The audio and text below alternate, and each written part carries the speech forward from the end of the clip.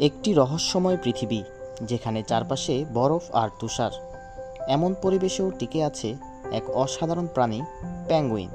ছোটোখাটো গড়ন আর সাদা কালো রঙের কোট, হাঁটার স্টাইলে মজার এক প্রাণী পেঙ্গুইন। পেঙ্গুইন একটি বিস্ময়কর প্রাণী।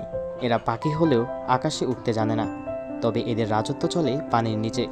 এরা যখন পানিতে নামে তখন যেন এক দক্ষ সাঁতারু।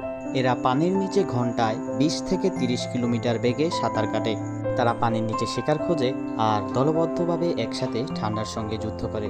মোটা চর্বির স্তর ও ঘন পালক তাদেরকে এই জলবায়ুতে ঠান্ডা থেকে বাঁচিয়ে রাখে।